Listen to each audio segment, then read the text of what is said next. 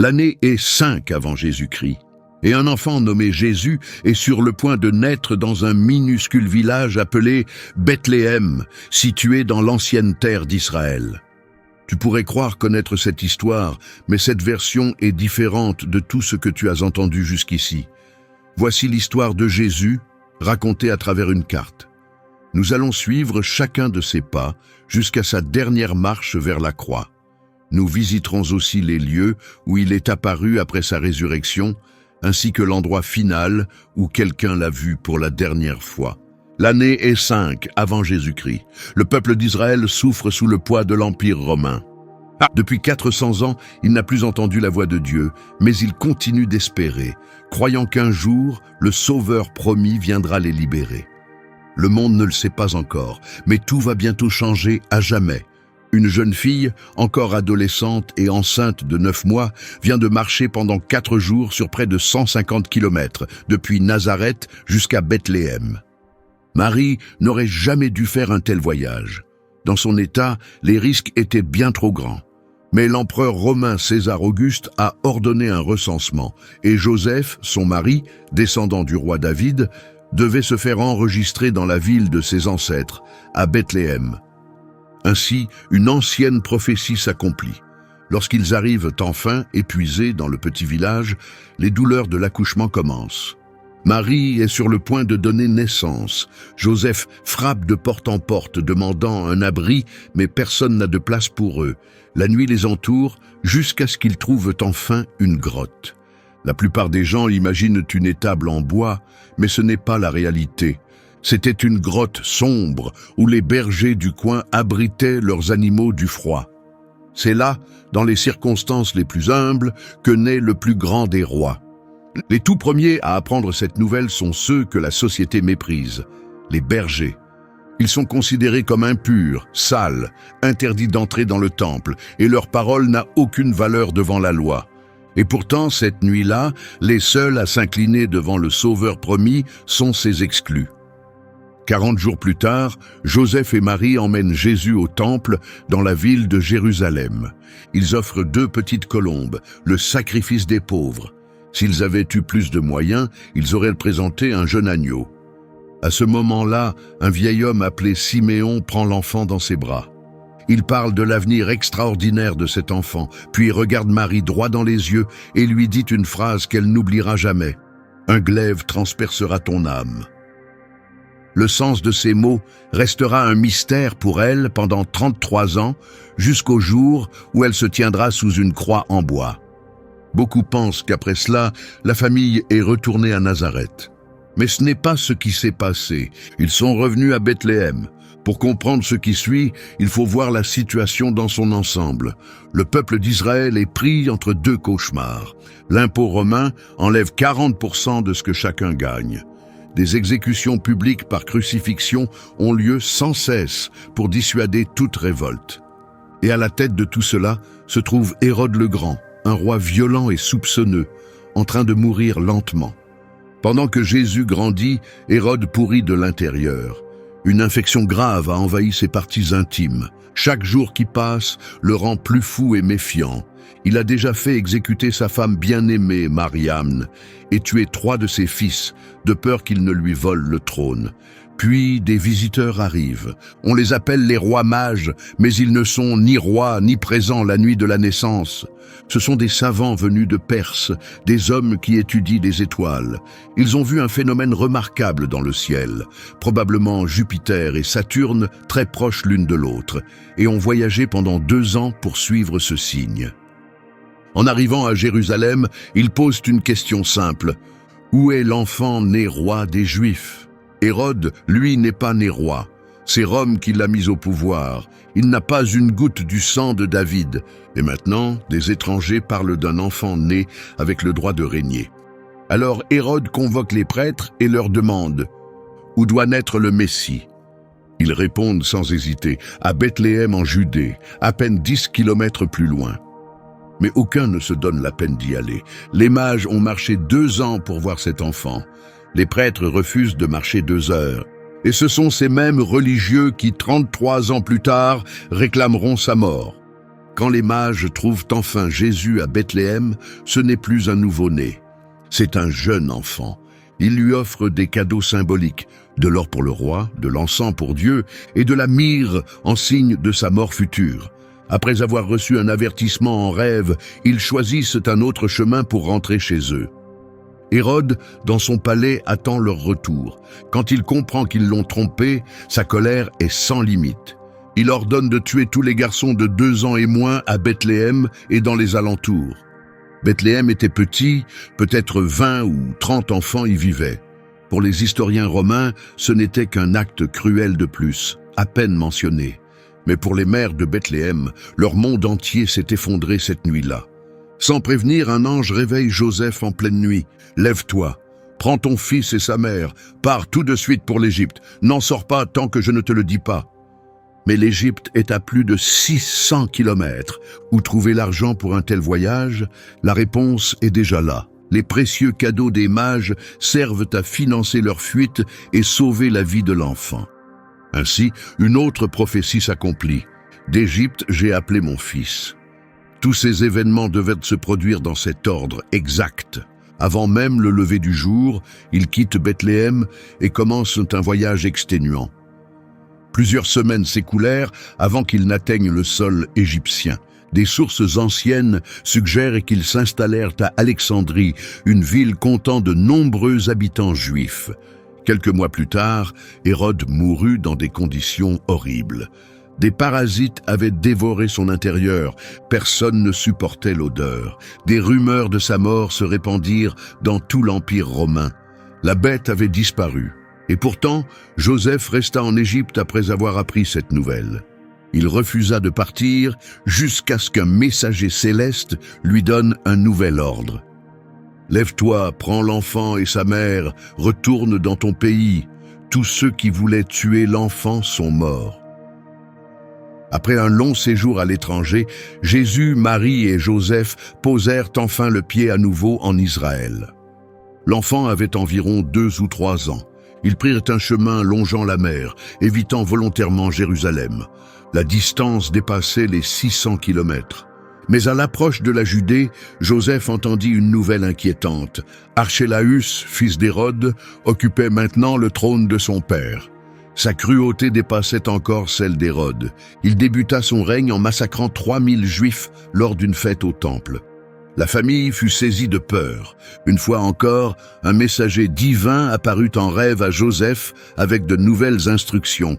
« N'entre pas en Judée, va en Galilée. » Joseph obéit sans attendre. Il emmena Marie et l'enfant vers le nord, traversant vallées et collines. Dieu les conduisit dans un village obscur de Galilée appelé Nazareth. Aucune écriture ancienne ne mentionne ce lieu. Peut-être y vivaient environ 300 personnes, un endroit où personne ne chercherait jamais le Sauveur promis. Et pourtant, Nazareth avait quelque chose de particulier. À seulement 6 kilomètres passait la Via Maris, une grande route commerciale reliant des royaumes lointains. Depuis les collines proches, le jeune Jésus pouvait voir la vallée d'Armageddon, destinée à accueillir le dernier conflit de l'histoire.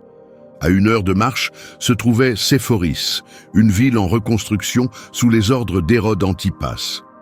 Jésus ne grandit pas dans l'isolement. Il vécut en observant le monde défiler sous ses yeux, présent mais ignoré. Dieu choisit une cachette que personne ne penserait à fouiller, même si des milliers de regards passaient devant lui. Le Fils de Dieu vécut une enfance comme les autres, modestement, avec ses parents. À partir de là, les textes sacrés ne disent plus rien. Pendant les 30 années suivantes, un seul événement est rapporté. À 12 ans, Jésus s'approchait de l'âge adulte selon la tradition juive qui commence à 13 ans. Cela lui permit d'accompagner ses parents à Jérusalem pour la Pâque. Ils parcoururent plus de 100 kilomètres vers le centre religieux d'Israël, le Temple. Sur le chemin du retour, Jésus disparut. Marie et Joseph voyageaient dans une caravane avec d'autres, croyant pendant toute une journée qu'ils marchaient avec d'autres proches. Pris de panique, ils cherchèrent pendant 3 jours, jusqu'à ce qu'ils le retrouvent dans le temple, assis parmi les chefs religieux. Ils n'étaient pas venus pour recevoir un enseignement. Il posait des questions si profondes que ses spécialistes restaient sans voix. Quand ses parents inquiets lui demandèrent des explications, Jésus répondit « Ne saviez-vous pas que je dois m'occuper des affaires de mon Père ?» Jamais dans l'histoire, un être humain n'avait parlé à Dieu avec une telle proximité. Les Écritures avaient déjà appelé Dieu Père, mais personne n'avait revendiqué une relation aussi personnelle. Beaucoup trouvèrent cela choquant, même Marie et Joseph ne comprirent pas. Après cet épisode, la famille retourna à Nazareth et les récits écrits se taisent de nouveau. 18 années supplémentaires passèrent en silence. Finalement, après 30 années de patience, de travail et de vie cachée, Jésus quitta la communauté où il avait grandi. Il se sépara de ses proches qui voulaient le retenir et se rendit vers le Jourdain, où un homme appelé Jean baptisait les gens. Savais-tu que le ministère public du Christ commença au point le plus bas de la terre? C'est exact. Le fleuve Jourdain, lieu de son baptême, traverse la vallée du Rift, la plus basse du monde. La mer Morte, située tout près, se trouve à 430 mètres sous le niveau de la mer, le point terrestre le plus bas au monde. Ce lieu est chargé de symboles, marquant des débuts et des fins. C'est ici que Josué fit traverser le peuple vers la terre promise. C'est ici qu'Élie monta au ciel, dans un char de feu. Imagine-toi au bord du Jourdain. Jean y plonge les gens un par un après de longues attentes. Puis Jésus s'approche pour être baptisé. Jean le reconnaît immédiatement, car c'est un parent. Jean tente de refuser. Ce rite est pour ceux qui portent une faute, et Jésus n'en a aucune. Mais Jésus insiste. Ce geste marque officiellement le début de sa mission. Alors Jean le plonge sous l'eau. Ce qui suit est extraordinaire. Au moment où Jésus ressort de l'eau, le ciel se déchire et une voix proclame « Voici mon Fils bien-aimé ». Jamais auparavant la Trinité ne s'était manifestée en même temps. La voix du Père retentit, l'Esprit descendit comme une colombe, et le Fils émergea de l'eau. 4 siècles de silence divin venaient de se terminer. Israël venait de rencontrer son Messie. Aussitôt après, l'Esprit Saint mena Jésus au plus profond du désert de Judée. Pendant 40 jours et 40 nuits, Jésus ne mangea rien, tandis que Satan l'attaquait sans relâche. 40 jours de combat spirituel intense.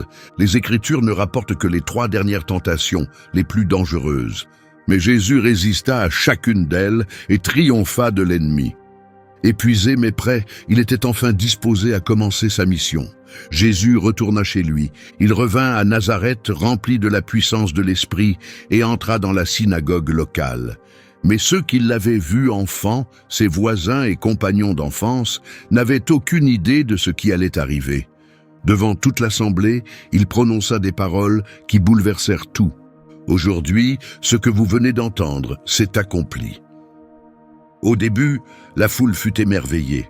Puis quelqu'un murmura « Attendez, n'est-ce pas le fils du charpentier ?» Les chuchotements se multiplièrent. L'étonnement laissa place au doute, le doute à l'insulte, et enfin la colère éclata. Ils le saisirent et le traînèrent hors du village, jusqu'au bord d'une falaise, pour le jeter dans le vide. Mais Jésus, parfaitement calme, traversa la foule en furie et continua son chemin. Personne ne put poser la main sur lui. Jésus quitta Nazareth pour de bon. Sa ville natale s'était retournée contre lui. Il n'y reviendrait jamais. Pourtant, il continua d'avancer. Il se rendit sur la côte galiléenne. En marchant le long de l'eau, il vit 2 pêcheurs, épuisés et découragés après une nuit sans la moindre prise. Jésus leur dit de jeter à nouveau leurs filets. Ce qui se passa ensuite défia toute logique. Les filets furent remplis de poissons au point de commencer à se déchirer. Soudain, cette prise énorme n'eut plus aucune importance pour eux. Simon, André, Jacques et Jean abandonnèrent tout sur le champ. Ils choisirent de suivre Jésus. L'aventure se poursuivit. Jésus, accompagné de sa mère et de ses nouveaux disciples, reçut une invitation à un mariage à Cana, un petit village de Galilée. Au milieu des festivités, une crise embarrassante éclata. Le vin manqua. À ce moment précis, Jésus accomplit son tout premier signe public. Il transforma 6 jarres de pierre, contenant chacune environ 100 litres, en un vin d'une qualité exceptionnelle. Sans spectacle, sans annonce, Seuls les serviteurs présents virent ce qui s'était passé. Mais ce n'était que le début. Ensuite, Jésus partit avec sa famille pour quelques jours à Capharnaüm, un centre de pêche prospère. Peu après arriva la fête de la Pâque, et il monta à Jérusalem. Là, durant une conversation nocturne avec un chef religieux nommé Nicodème, il prononça des paroles parmi les plus connues de l'histoire. « Dieu a tant aimé le monde qu'il a donné son Fils unique, afin que quiconque croit en lui ne périsse pas, mais ait la vie éternelle. » Par cette déclaration, Jésus montra que son message dépassait les frontières d'Israël. Il appartenait à toute l'humanité. Jésus continua son chemin. Remontant vers le nord, il prit une route que la plupart des Juifs évitaient, celle qui traversait la Samarie. Il s'arrêta près d'un lieu chargé d'histoire, l'ancien puits de Jacob. Ce puits, déjà vieux de plusieurs siècles au moment de sa visite, existe encore aujourd'hui, sous une église située en Cisjordanie. Après une conversation avec une femme samaritaine à propos d'une eau donnant la vie éternelle, Jésus retourna à Cana. Là, il guérit le fils d'un fonctionnaire, sans même se déplacer. Sa renommée se répandit rapidement, mais rien n'égalait ce qui l'attendait à Capharnaüm, sa prochaine destination, au bord du lac de Galilée. Jésus fit de cette ville animée son quartier général, à lui et à ses disciples. Pourquoi ce choix? Capharnaüm se trouvait sur la Via Maris, ancienne route commerciale reliant l'Égypte à Damas. C'était aussi une ville frontière où les collecteurs d'impôts, comme Matthieu, travaillaient pour Rome. Pourquoi éviter Jérusalem? La capitale religieuse lui offrait pourtant toutes les chances de réussir. Il accomplissait des miracles, maîtrisait les Écritures et captivait les foules. Mais Jésus choisit la Galilée, une région méprisée par les chefs religieux à cause de sa population mêlée d'étrangers. Et c'est justement là qu'un événement changea tout. Jésus guérit de nombreuses personnes, puis un lépreux s'approcha de lui. À cette époque, la lèpre n'avait aucun remède. C'était plus qu'une maladie, c'était considéré comme un châtiment divin, une mort vivante. Personne ne touchait un lépreux, mais Jésus tendit la main et aussitôt, la peau de l'homme redevint saine. Les témoins furent stupéfaits. Une ancienne tradition disait que seul le Messie, le roi libérateur promis, pouvait guérir la lèpre. Ce miracle n'était donc pas seulement une guérison, c'était une déclaration d'identité puissante. Les rumeurs se répandirent comme un feu et des foules suivirent Jésus partout. Les portes des maisons furent envahies par des gens en quête d'un mot, d'un geste, d'un espoir. Des malades, des pauvres, des gens qui avaient tout perdu venaient avec des cœurs lourds de détresse. Et c'est alors que des choses extraordinaires commencèrent à se produire. Près de la piscine de Bethesda à Jérusalem, Jésus rendit la marche à un paralysé. Mais la guérison n'était pas le plus marquant. Jésus fit quelque chose qui glaça le sang des pharisiens. Il se plaça au même niveau que Dieu. Il déclara avoir le pouvoir de donner la vie, tout comme le Père. Après 4 siècles de silence prophétique, ce jeune homme affirmait être plus qu'un prophète, le roi attendu pour vaincre Rome. Pour les chefs religieux, c'était un blasphème impardonnable. À partir de ce jour, ils ne se contentèrent plus de discuter. Ils commencèrent à comploter activement pour le faire mourir. Après son passage à Jérusalem, Jésus retourna au Jourdain pour baptiser avec son cousin Jean. Puis survint un drame. Le roi Hérode, furieux des critiques publiques de Jean, le fit emprisonner. Peu après, Jean fut exécuté. Tandis que son cousin était enchaîné, Jésus retourna avec ses disciples en Galilée, où il choisit 12 hommes, des pêcheurs, des collecteurs d'impôts et même des révolutionnaires. Ensemble, ils parcoururent 9 villes de Galilée. Jésus répétait sans cesse « Il faut que j'aille dans les villages voisins pour y annoncer le message aussi. C'est pour cela que je suis venu. » Des gens affluaient de partout, espérant une guérison que seul Jésus pouvait offrir. Il n'y avait ni pause ni repos. Puis il se rendit à Naïn et rendit à une veuve son fils unique, mort. Il passa par Chorazin y enseignant et guérissant, mais tout cela n'était qu'un prélude à ce qui allait suivre. Jésus retourna en Galilée pour prononcer l'enseignement le plus marquant de sa vie, le sermon sur la montagne. Sa renommée avait atteint chaque coin du pays. Les collines autour du lac débordaient de monde. L'attente était immense. Puis, Jésus apparut au sommet d'une colline et prononça le discours le plus radical de l'histoire. Il renversa tout ce que la société valorise, le pouvoir, la richesse, le prestige.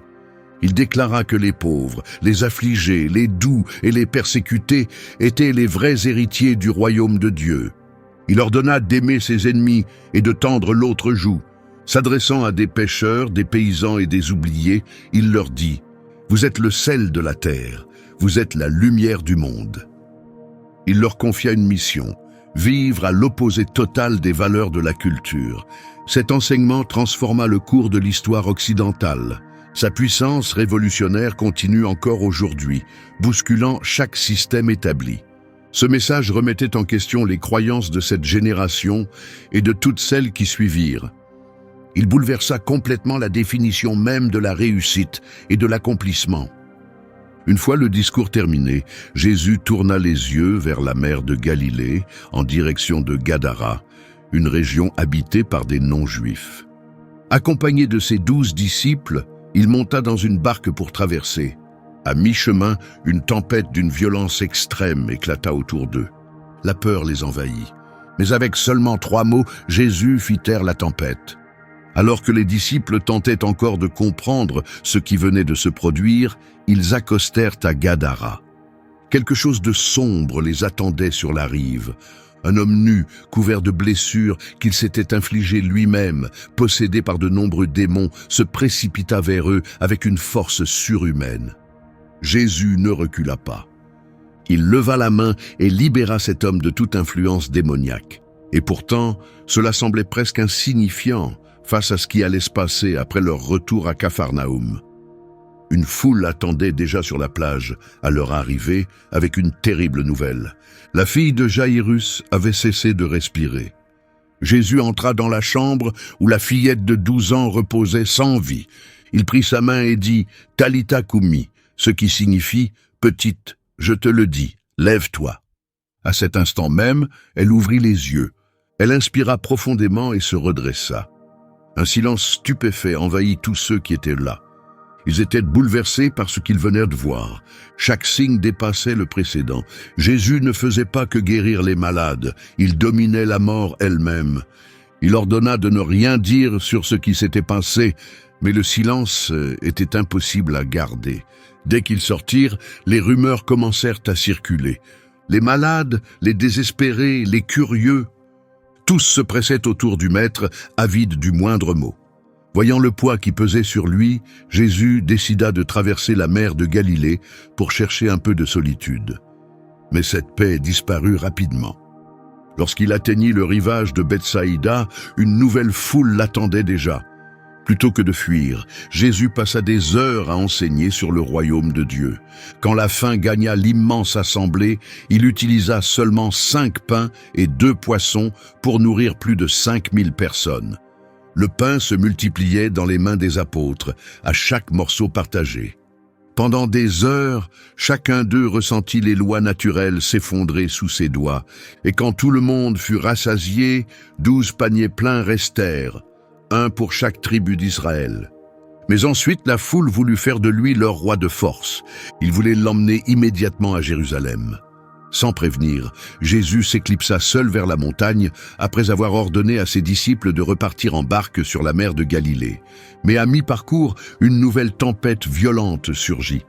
La panique s'empara du groupe. Heure après heure, ils luttaient contre des vagues de plus de 5 mètres. Puis, dans l'obscurité, ils virent l'impensable. Une silhouette avançait sur l'eau. C'était Jésus. Voici un détail que beaucoup ignorent. Son intention n'était pas de les sauver. Il marchait simplement vers l'autre rive et sa route croisa la leur. Pierre sauta vers lui avec une foi totale et marcha aussi sur les flots. Mais dès que le doute l'envahit et qu'il commença à couler, Jésus le saisit. Quand ils montèrent tous deux dans la barque, le vent cessa immédiatement. En un clin d'œil, la tempête avait disparu. La barque continua de glisser sous un ciel paisible, étoilé. Ils quittèrent la Galilée, prenant des routes moins fréquentées, loin des foules. Ils montèrent vers les villes non juives de Tyr et de Sidon. Bien que rejeté par beaucoup, Jésus y fit des signes étonnants. Puis il descendit vers la Décapole, où il redonna l'ouïe et la parole à un homme privé des deux. Encore une fois, sa compassion s'exprima face à une foule affamée. Avec seulement quelques pains et poissons, il nourrit 4000 personnes. Ensuite, il monta à Magdala, ville natale d'une femme appelée Marie-Madeleine. Elle avait été tourmentée par 7 esprits mauvais. Jésus les chassa tous. Depuis ce jour, elle ne le quitta plus. Elle devint l'une de ses plus fidèles compagnes, le suivant partout. De retour à Capharnaüm, ceux qui avaient reçu le pain multiplié les accueillirent avec enthousiasme. Ils voulaient voir d'autres miracles, mais Jésus leur transmit un message. « Je suis le pain qui donne la vie. Celui qui mange ma chair et boit mon sang aura la vie éternelle. » Beaucoup furent choqués, ces paroles leur semblèrent insensées. Nombreux furent ceux qui l'abandonnèrent et ne marchèrent plus avec lui. Mais Jésus continua. Il arrive finalement avec ses disciples dans un lieu particulier, Césarée de Philippe, souvent appelé la porte des enfers. Un sommet si élevé que la neige y reste toute l'année. Les adorateurs d'idoles appelaient ce lieu la montagne divine et y avaient construit des sanctuaires le long de ses pentes en l'honneur de Baal et Pan. Pour eux, c'était véritablement une porte d'entrée vers le royaume des morts. Jésus choisit délibérément cet endroit, le plus éloigné du temple de Jérusalem, pour révéler sa véritable nature. C'est là que Pierre comprit soudainement et déclara ouvertement « Tu es le Christ, le Fils du Dieu vivant ». À cet instant, tout devint clair. Jésus fixa Pierre et lui dit « Tu es Pierre, et sur cette base, je bâtirai mon assemblée, et les portes du séjour des morts ne l'emporteront pas. » Puis Jésus annonça quelque chose de bouleversant. Il expliqua qu'à Jérusalem, la souffrance, le rejet et la mort l'attendaient. Les disciples restèrent figés, incapables d'y croire. Le Messie mourir, c'était impensable. Pierre s'opposa même à lui. Il ne pouvait pas comprendre, pas encore. La vérité centrale que Jésus voulait faire entendre dans ce lieu d'ombre était celle-ci. Peu importe jusqu'où l'humanité peut tomber dans le mal, rien ne peut arrêter les desseins de Dieu pour ceux qui lui sont fidèles et qui mettent leur confiance en lui. 6 jours plus tard, Jésus emmena ses 3 plus proches compagnons, Pierre, Jacques et Jean, jusqu'au sommet du mont Hermon. Là, sous leurs yeux, l'incroyable se produisit. Jésus fut soudain transformé. Son visage brillait comme le soleil. Ses vêtements devinrent plus blancs que la neige fraîche. Mais ce n'était pas tout. Moïse et Élie, les plus grandes figures prophétiques, apparurent visiblement. Ils parlaient avec Jésus de son départ prochain à Jérusalem. Pierre balbutia des paroles confuses, puis une nuée les enveloppa, et une voix retentit d'en haut. « Voici mon fils bien-aimé, écoutez-le » Les disciples tombèrent face contre terre, terrifiés. Quand ils relevèrent la tête, Jésus était seul. Cette transfiguration confirma une réalité presque impossible à saisir. Jésus possédait une nature divine. Le doute avait disparu. La certitude avait pris sa place. Jésus représentait l'accomplissement de la loi et des écrits prophétiques, et sa lumière était réelle. La mort dont il avait parlé ne serait pas une fin, mais le chemin vers quelque chose de bien plus grand. En redescendant de la montagne, ils rencontrèrent une scène chaotique. Un père désespéré regardait son fils se débattre violemment au sol, tandis que les autres disciples, impuissants, ne parvenaient pas à le guérir. Par une seule parole, Jésus libéra l'enfant. Quelques minutes plus tard, alors que les témoins étaient encore sous le choc, il répéta à ses disciples le même avertissement. Il serait livré aux mains des hommes et mis à mort. Désormais, toute sa vie s'orientait vers un seul but. Son destin était fixé et le temps qu'il lui restait diminuait à chaque heure. Jésus prit la ferme décision de se rendre à Jérusalem. Il devait atteindre la ville avant une date précise pour annoncer un message essentiel. La route était longue. Il traversa des villages samaritains et la région de la Pérée au-delà du Jourdain, enseignant aux foules le royaume de Dieu et préparant ses disciples à ce qui allait venir. Lorsqu'ils arrivèrent enfin à Jérusalem pendant la fête des tabernacles, Jésus se rendit directement au temple et commença à enseigner. Les tensions avec les autorités religieuses atteignirent un point critique. Au milieu de cette confrontation, Jésus lança un défi direct. « En vérité, je vous le dis, celui qui garde ma parole ne connaîtra jamais la mort. » Les pharisiens éclatèrent de rire. « Te crois-tu plus grand qu'Abraham? Il est mort. Tu n'as même pas 50 ans et tu prétends l'avoir connu ?» Jésus les regarda droit dans les yeux et prononça la phrase qui allait sceller son destin. « Avant qu'Abraham soit, je suis. » L'effet fut immédiat. « Je suis » était le nom sacré que Dieu avait révélé à Moïse devant le buisson ardent. Jésus ne disait pas simplement qu'il existait avant Abraham. Il déclarait qu'il était Dieu. Pour ces chefs religieux, cela franchissait toutes les limites. Un blasphème insupportable. Ils saisirent des pierres pour le lapider sur le champ. Mais Jésus traversa la foule et disparut du temple. Son heure n'était pas encore venue. Il se réfugia à Béthanie, chez ses amis Marie, Marthe et Lazare. Il avait besoin de temps, mais c'est justement ce qui lui manquait. Quand la tension se calma un peu, Jésus retourna à Jérusalem. Là, il rendit la vue à un aveugle près de la piscine de Siloé, un lieu que l'on peut encore visiter aujourd'hui. Mais ce miracle ne fit qu'aggraver l'hostilité. Pendant la fête de la dédicace, que l'on appelle aujourd'hui Hanouka, les chefs religieux l'entourèrent dans le temple. Ils exigeaient une réponse claire. « Es-tu le Messie, le roi libérateur que notre peuple attend? Réponds sans détour. » Une fois encore, Jésus les réduisit au silence. Il déclara « Le Père et moi, nous sommes un ». 5 mots courts, mais une affirmation absolue. Et comme prévu, leur réaction fut la même. Ils prirent des pierres pour le tuer. Une deuxième fois, Jésus s'échappa, cette fois en direction de la Pérée. C'est là qu'il reçut une terrible nouvelle. Son ami bien-aimé Lazare était gravement malade à Béthanie. Et pourtant, Jésus n'agissait pas. Il attendit volontairement 48 heures. Ses disciples ne comprenaient pas ce silence. Quand ils arrivèrent enfin, Lazare était mort depuis 4 jours. Jésus allait alors accomplir le signe le plus visible de tout son ministère, celui qui pousserait presque toute la nation à le reconnaître comme roi.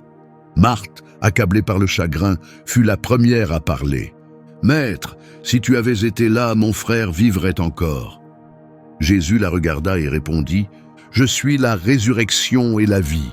Celui qui croit en moi vivra, même s'il meurt. » Devant le tombeau scellé, sa voix résonna avec autorité divine. « Lazare, sors !» Et aussitôt le mort sortit du tombeau. Aucun miracle précédent n'avait été aussi public ni aussi provoquant. Aucun retour en arrière n'était possible. Les récits se répandirent comme un feu dans l'herbe sèche. Chaque personne à Jérusalem parlait de la résurrection de Lazare. Pour les autorités religieuses, c'était la limite finale. Le Sanhédrin, la plus haute instance dirigeante d'Israël, convoqua une session d'urgence. La peur les envahit. Caïphe, le grand prêtre en fonction, affirma qu'il fallait éliminer Jésus car une telle popularité pourrait être perçue par Rome comme un soulèvement, provoquant la destruction de la nation. Mais cette excuse cachait la vérité. C'était la jalousie qui les animait, un profond ressentiment de voir les foules suivre Jésus au lieu d'eux. Le conseil vota et parvint à un accord unanime. Jésus devait être exécuté. Dès ce jour-là, ils complotèrent officiellement sa mort.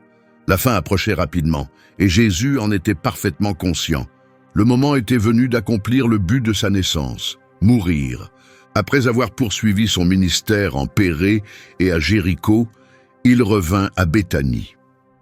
Là, 6 jours avant sa mort, Marie versa sur ses pieds un parfum d'une valeur immense. « Cela me prépare à l'enterrement », murmura doucement Jésus. Elle seule comprenait ce qui allait arriver. L'heure désignée avait sonné. La fête de la Pâque venait de commencer. Sa dernière semaine fut une suite d'actes délibérés et provoquants. Tout commença avec l'entrée triomphale. Jésus s'approcha de Jérusalem et la rumeur de la présence de celui qui avait ressuscité un mort attira d'immenses foules. Il monta alors sur un jeune âne et descendit le mont des Oliviers vers la ville, accomplissant ainsi la prophétie du chapitre 9 de Zacharie. Les foules l'accueillirent comme un roi, agitant des branches de palmier et criant « Hosanna ! Béni soit celui qui vient au nom du Seigneur, le vrai roi d'Israël. » Le lendemain matin, Jésus entra dans le temple. En voyant ce qu'était devenu ce lieu sacré, la colère le saisit. La cour des païens, le seul espace où les non-juifs pouvaient s'approcher de Dieu, avait été transformée en marché bruyant et malhonnête. Il fabriqua un fouet avec des cordes et sema le chaos.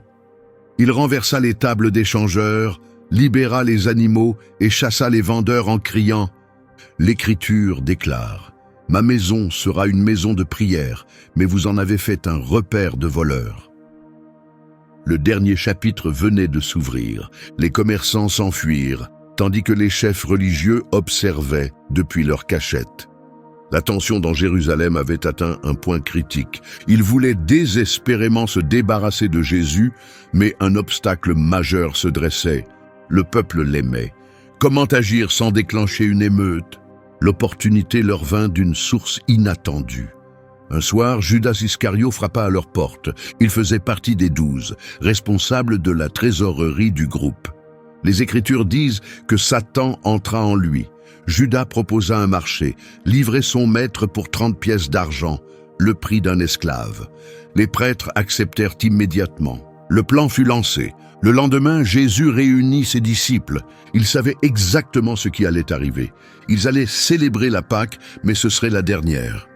Au cours du repas, Jésus fit une annonce bouleversante. « En vérité, je vous le dis, l'un de vous me trahira. » Des murmures inquiets se propagèrent dans la pièce.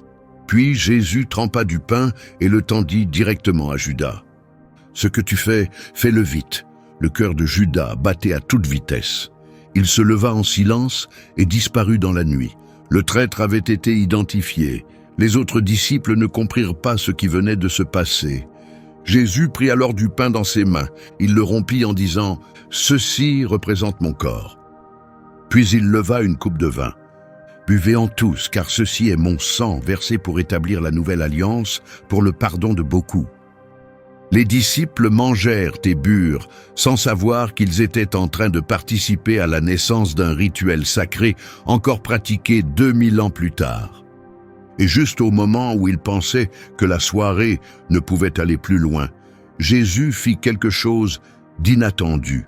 Il ôta son manteau extérieur et lava les pieds de chacun d'eux, un par un. Ce geste était réservé aux serviteurs étrangers. Le maître prit la position d'un esclave, montrant que l'autorité dans son royaume repose sur l'humilité et le service. Le repas terminé, ils se dirigèrent vers le mont des Oliviers. Jésus ne changea rien à ses habitudes.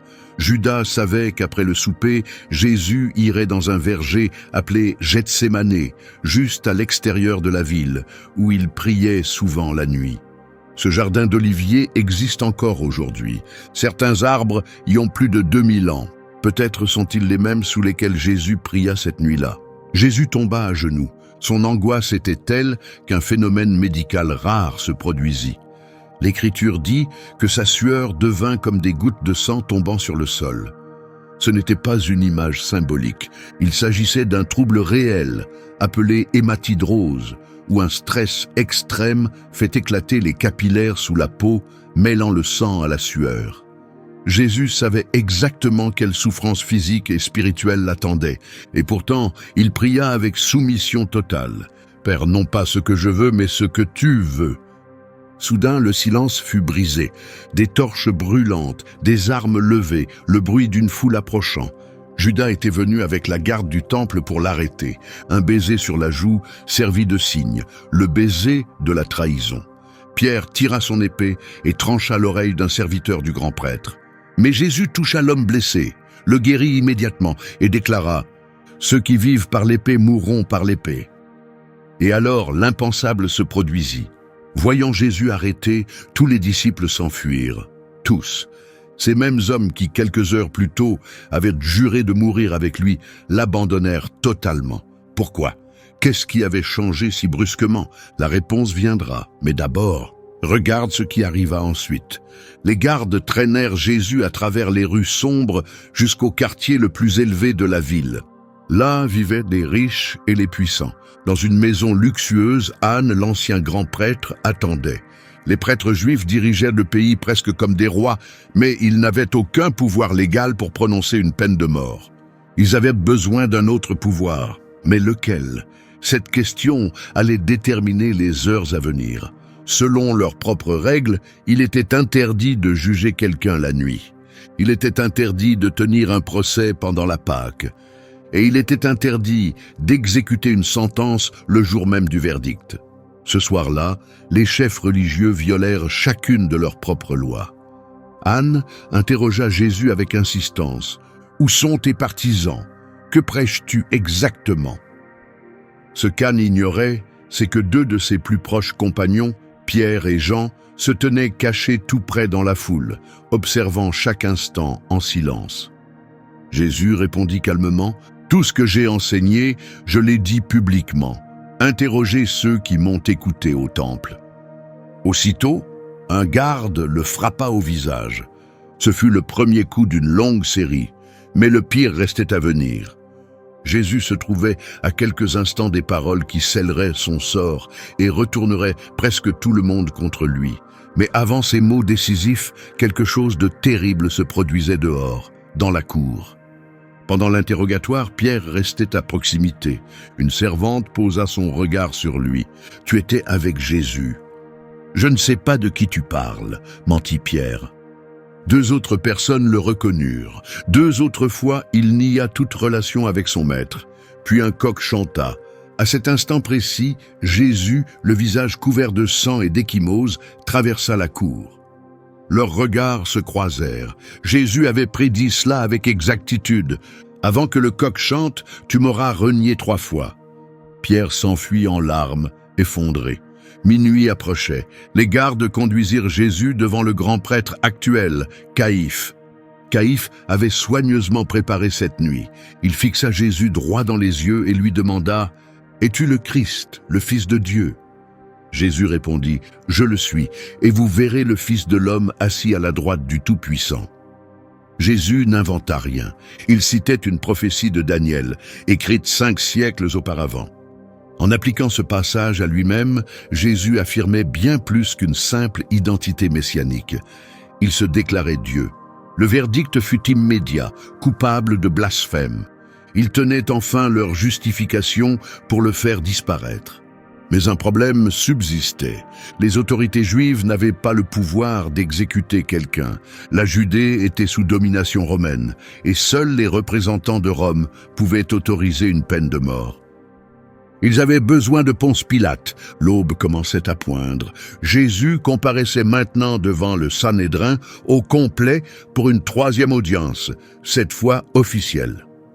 Pendant ce temps, à l'autre bout de la ville, Judas courait vers le temple. L'influence de Satan sur lui semblait s'être dissipée, car un remords accablant l'envahissait. Il fit face au prêtre, jeta les 30 pièces d'argent et cria « J'ai péché, j'ai trahi du sang innocent !» Mais sa confession ne changea rien. Il quitta le temple, sans doute par les mêmes portes, et se dirigea vers une vallée proche, la vallée de Hinnom. C'est là que tout converge. Cette vallée, appelée Géhenne, est le lieu maudit qui a donné son nom à l'enfer, ancien site de culte d'idoles et de malédictions. Là, submergé par la honte, Judas mit fin à ses jours. Pendant ce temps, Caïphe guida Jésus jusqu'au palais d'Hérode le Grand, où Ponce Pilate gouvernait. Les chefs juifs amenèrent Jésus jusqu'à l'entrée, mais refusèrent d'entrer pour éviter d'être souillés juste avant la Pâque, car l'intérieur contenait des statues païennes. Où eut lieu ce procès? La réponse resta enfouie pendant des siècles, jusqu'à ce que des fouilles révèlent une estrade surélevée. Pilate sortait du palais et s'asseyait sur ce siège de jugement. C'était le 4e procès de Jésus en une seule journée, et ses accusateurs ne voulaient pas d'une exécution rapide. Ils exigeaient le supplice le plus cruel de l'Empire, la crucifixion, réservée aux esclaves, aux ennemis de l'État et aux rebelles. Mais Pilate hésitait. Les récits indiquent qu'il interrogea Jésus à plusieurs reprises, allant et venant entre l'intérieur et l'extérieur. « Es-tu le roi des Juifs ?» demanda-t-il. Jésus répondit « Mon royaume n'est pas de ce monde. » Pilate comprit qu'il ne représentait aucune menace pour Rome. Il ressortit et déclara publiquement « Je ne trouve aucune faute en cet homme. » La foule réagit avec colère. Pilate était perplexe. Qu'avait donc fait cet homme pour susciter une telle haine? Puis, dans le tumulte, Pilate saisit un détail essentiel. Jésus venait de Galilée, une région gouvernée par un autre homme, Hérode Antipas. Par coïncidence, Hérode se trouvait justement à Jérusalem pour la Pâque. Pilate saisit l'opportunité de se décharger du problème et envoya Jésus vers la résidence temporaire d'Hérode. Contrairement à Pilate, Hérode était enthousiaste. Les récits de miracles l'avaient intrigué. Il voulait du spectacle. Il demanda à Jésus d'accomplir un prodige. Jésus ne prononça pas un mot. Les gardes du temple l'avaient déjà frappé et humilié. Maintenant, les soldats d'Hérode voulaient aussi leur part. Ils lui jetèrent un manteau luxueux sur le dos ensanglanté, se moquant de lui en tant que roi imaginaire. Hérode s'en amusa, le déclara innocent et le renvoya à Pilate comme un colis indésirable. Mais à son retour, la situation avait empiré. Le soleil brillait et la foule avait gonflé de façon spectaculaire. À ce moment-là, le récit bascule dans l'horreur. Tu te demandes peut-être pourquoi cette même foule qui l'acclamait quelques jours plus tôt demandait-elle maintenant sa mort. Ces gens l'avaient accueilli comme un roi 5 jours auparavant. Ils espéraient un libérateur, un chef militaire, un révolutionnaire. Mais désormais, ils voyaient un homme enchaîné, couvert de crachats et de blessures. Ils se sentaient trahis. Leur sauveur attendu leur semblait faible, impuissant. La déception se changea en rage, et ils crièrent sans relâche « Crucifie-le !» Pilate, de plus en plus inquiet, tenta un dernier compromis. Il fit livrer Jésus à ses soldats pour qu'ils le flagellent, espérant que ce châtiment sauvage calmerait la foule. Mais cette flagellation dépassait tout châtiment ordinaire. Les soldats utilisaient un fouet à plusieurs lanières de cuir, dont chaque extrémité portait des fragments d'os pointus et des billes de métal. L'instrument était conçu pour arracher la chair d'un corps vivant. Beaucoup de victimes mouraient sous ce supplice. Pour Jésus, ce n'était que le commencement. Les soldats romains prenaient plaisir à faire souffrir. C'était leur divertissement. Ils fabriquèrent une couronne d'épines et la lui enfoncèrent sur la tête tout en se moquant de lui. Quand ils le présentèrent à Pilate et à la foule rassemblée, Jésus était méconnaissable. Et pourtant la foule n'était toujours pas satisfaite. Elle criait sans cesse « Crucifie-le !» Pilate tente une ultime stratégie. La tradition de la Pâque permettait de libérer un prisonnier. « Qui dois-je relâcher ?» demanda-t-il. « Jésus ou Jésus Barabbas ?» Oui, tu as bien entendu. Barabbas s'appelait aussi Jésus. Ce fait souvent ignoré représente une ironie douloureuse des Écritures. Pilate posa en réalité la question suivante. Quel Jésus choisissez-vous? Le meurtrier ou le libérateur? Ils choisirent le meurtrier, et ils crièrent une des phrases les plus tragiques de l'histoire. Que son sang retombe sur nous et sur nos enfants. Pilate céda. Il se lava les mains en signe de renoncement et livra Jésus à l'exécution. Jésus était à quelques heures de son dernier souffle. Les soldats le tirèrent hors de la salle du jugement. Ils posèrent sur ses épaules la poutre horizontale, rugueuse et lourde, déjà tachée du sang d'autres condamnés. Chaque pas était une agonie. Jésus marcha depuis le tribunal jusqu'à Golgotha, traversant le centre ancien de Jérusalem. Cette route, longue de seulement 600 mètres, est aujourd'hui l'un des lieux les plus vénérés au monde. La Via Dolorosa, le chemin de la souffrance. Mais ce jour-là, c'était juste une rue ordinaire, devenue voie d'exécution. La flagellation l'avait tant affaibli que son corps s'effondra en chemin. Il s'écroula au sol, le poids du bois l'écrasant dans la poussière. Finalement, il atteignit sa destination finale, une colline pierreuse en dehors des murs de la ville, appelée Golgotha. Là, on lui ôta ses vêtements, exposant publiquement son corps meurtri. Ses blessures racontaient l'histoire de sa souffrance, et pendant qu'il le dépouillait, les soldats se partagèrent ses habits, accomplissant sans le savoir une ancienne prophétie. Puis vint le moment décisif. À 9 heures du matin, ils enfoncèrent les clous dans ses poignets et ses pieds, le fixant aux poutres de bois. À ses côtés, 2 autres condamnés furent crucifiés. L'un se moqua de lui, mais l'autre fit quelque chose d'inattendu. Il reconnut sa faute et déclara que Jésus était innocent. Contrairement à ce que l'on pense souvent, les victimes de la crucifixion ne mouraient pas d'hémorragie, mais d'asphyxie. C'était une lutte longue et atroce pour chaque respiration.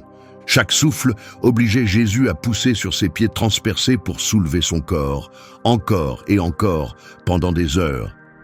Pendant ce supplice, les passants se moquaient de lui. Marie, sa mère, était là avec Jean, le disciple bien-aimé. Il était le seul à ne pas l'avoir abandonné. Puis survint quelque chose d'inexpliqué. Entre midi et 3 heures de l'après-midi, une obscurité recouvrit toute la région. En plein jour, l'air devint lourd et silencieux. Le Fils offert en sacrifice portait les fautes de l'humanité entière. Dans cette obscurité, Jésus prononça ces dernières paroles. « Tout est accompli ». Cela résumait toute sa mission. Personne ne lui ôta la vie. Il la donna volontairement. Il accepta la souffrance pour chaque faute commise par toi et par moi. À ce moment précis, la terre réagit. Un tremblement secoua le sol et le rideau du temple de Jérusalem se déchira en deux. La séparation symbolique entre Dieu et l'humanité venait d'être brisée. L'accès au Père ne serait plus jamais restreint, mais Jésus ne se contenta pas de mourir sur la croix. 3 jours plus tard, il vainquit la mort par la résurrection. La croix n'était pas la fin. Elle était l'entrée, le commencement de quelque chose d'extraordinaire. Pour comprendre comment il triompha de la mort, il faut suivre ses pas. Durant 40 jours, Jésus apparut dans tout le pays, à Jérusalem, en Galilée, sur la route d'Emmaüs. Plus de 500 personnes le virent. Beaucoup donnèrent de leur vie pour proclamer ce qu'ils avaient vu. Après la crucifixion, les disciples se cachèrent dans Jérusalem. Les chefs religieux avaient scellé son tombeau et posté des soldats romains devant. Mais 3 jours plus tard, au lever du soleil, Marie-Madeleine s'approcha du tombeau avec d'autres femmes. Et l'impensable s'était produit. La pierre, lourde de 2 tonnes, avait été déplacée. Le tombeau était vide. Le corps de Jésus avait disparu. Confuse et en larmes, Marie-Madeleine s'effondra. Un homme s'approcha, mais à travers ses larmes, elle ne le reconnut pas. Jusqu'à ce qu'il prononce son nom, Marie. Elle leva la tête. Elle sut instantanément. C'était lui. Ce moment changea tout à jamais. Jésus était vivant. Elle voulut s'approcher, le serrer, ne jamais le lâcher. Mais Jésus leva la main doucement et lui dit « Ne me retiens pas, car je ne suis pas encore monté vers le Père. Va dire à mes frères que je monte vers mon Père et votre Père, vers mon Dieu et votre Dieu. » Marie comprit que cette rencontre n'était pas faite pour durer, mais pour transmettre. Sans attendre, elle courut vers la chambre haute où les disciples se cachaient. Les autres femmes qui l'accompagnaient virent la même chose. En chemin, Jésus leur apparut. Il leur dit simplement « Je vous salue ». Elles le touchèrent. Il avait un corps réel de chair et d'os. Jésus était vraiment vivant. Il leur dit « N'ayez plus peur, allez porter ce message à mes frères ». Les femmes s'élancèrent, submergées de joie, portant l'annonce la plus extraordinaire vers les disciples. Mais ceux-ci refusèrent de les croire. À cette époque, le témoignage des femmes n'avait aucune valeur. Les tribunaux juifs le rejetaient, peu importe combien elles étaient. Jésus choisit volontairement des femmes, celles que la société méprisait, pour annoncer l'événement le plus important de l'histoire. La foi avait disparu chez tous. Tous, sauf Pierre et Jean qui coururent vers le tombeau avec un mince espoir. En arrivant, la tombe était vide, Jésus n'y était plus. Ils trouvèrent seulement les linges, soigneusement disposés, comme si le corps s'était dissous de l'intérieur. Le voile posé sur le visage était plié séparément, mis à l'écart, un détail étrange que Jean n'oublia jamais. Mais tous les disciples ne restaient pas à Jérusalem. 2 d'entre eux, complètement abattus, avaient abandonné tout espoir. Ils rentraient chez eux à Emmaüs, à environ 10 kilomètres. Pour eux, tout était fini. Pendant leur marche, un étranger se joignit à eux et commença à leur expliquer les Écritures. Depuis Moïse jusqu'aux prophètes, il leur montra comment tout annonçait un Messie destiné à souffrir avant d'entrer dans la gloire. Comme Marie, ils ne le reconnurent pas. Ils marchèrent et parlèrent pendant des heures. Ce n'est qu'au moment du repas, quand Jésus prit le pain, le bénit et le rompit, que leurs yeux s'ouvrirent. C'était lui. À cet instant précis, il disparut. Ils furent si bouleversés qu'ils reprirent la route dans l'obscurité pour retourner à Jérusalem. Ils parcoururent à nouveau les 10 kilomètres pour annoncer la nouvelle. Pendant qu'ils racontaient leur expérience aux autres disciples, Jésus apparut soudainement parmi eux. C'était sa 3e apparition. Aucune porte ne s'ouvrit. Il se manifesta et dit « Que la paix soit avec vous ». Mais il n'y eut pas de joie immédiate. La peur les paralysa. Ils pensaient voir un esprit. Même face à lui, le doute persistait. Ce n'est qu'après qu'il leur montra les marques de ses mains et de ses pieds et mangea un poisson grillé devant eux que la foi commença à naître. Mais un homme manquait, Thomas. Quand il entendit leur récit, il refusa d'y croire. 8 jours plus tard, Jésus apparut une 4e fois, avec une intention claire. Il s'adressa directement à Thomas. « Mets ton doigt ici, regarde mes mains, avance ta main et touche mon côté. Ne doute plus, crois. » Thomas n'eut pas besoin de toucher. Il tomba à genoux et prononça une des plus grandes déclarations de foi de l'Écriture. « Mon Seigneur et mon Dieu. » Jusque-là, chaque apparition de Jésus visait à éliminer les doutes et à prouver qu'il était réellement ressuscité. Mais les 3 dernières apparitions furent différentes. Elles eurent lieu loin du tumulte de Jérusalem, dans la paix de la Galilée. 8 jours après, les disciples étaient de retour chez eux, reprenant leur métier de pêcheurs. Ils étaient dans leur barque, découragés. Depuis le rivage, une silhouette leur parla. C'était Jésus. Debout au bord de l'eau, Jésus s'adressa à Pierre et lui posa 3 fois la même question. « M'aimes-tu » 3 fois Pierre répondit oui. Alors Jésus lui révéla ce qui l'attendait. « Quand tu seras vieux, tu étendras les bras et un autre t'emmènera là où tu ne voudrais pas aller. » Pierre ne comprit pas sur le moment, mais Jésus annonçait son exécution future. Pierre, comme presque tous les disciples, mourrait dans la souffrance, crucifié, lapidé, brûlé vif, simplement pour avoir proclamé que Jésus avait vaincu la mort. Seul Jean mourrait de vieillesse. Croire qu'un homme est revenu d'entre les morts reste difficile pour beaucoup. Jésus le savait. C'est pourquoi il organisa 2 autres apparitions pour le confirmer. Il ordonna à ses disciples de se réunir sur une colline près de la mer de Galilée. Là, quelque chose d'extraordinaire se produisit. En plus des 11 disciples, 500 autres croyants étaient au présent. D'un coup, ce n'était plus 11 témoins, mais 500. 500 personnes affirmant avoir vu Jésus ressuscité. C'est en partie pour cela que le message chrétien se répandit si vite, devenant la foi la plus rapidement diffusée de l'histoire. Et voici l'ultime apparition. Ils se réunirent sur le mont des Oliviers, près de Jérusalem. Là, ils virent Jésus monter dans le ciel jusqu'à disparaître dans les nuages. À ce moment final, Jésus ne donna pas de preuves visibles. Il fit une promesse, que l'Esprit de Dieu viendrait sur eux et que cet Esprit attirerait les hommes vers lui à travers toutes les générations. 50 jours plus tard, 3000 personnes crurent en un seul jour. Quelques années plus tard, le message avait traversé tout l'Empire romain, et peut-être, en lisant ces paroles, quelque chose a résonné dans ton cœur. Peut-être qu'au fond de toi, tu reconnais que ces événements sont vrais, mais tu te crois trop brisé ou trop indigne pour t'approcher de lui. Laisse-moi te dire ceci, Jésus est venu dans ce monde pour te sauver toi.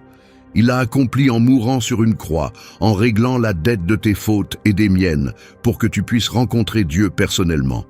Si tu veux aider ce message à atteindre ceux qui ne connaissent pas encore Jésus, soutenir cette vidéo nous serait précieux. Écris un commentaire pour remercier Dieu de son plus grand cadeau, la vie éternelle avec lui.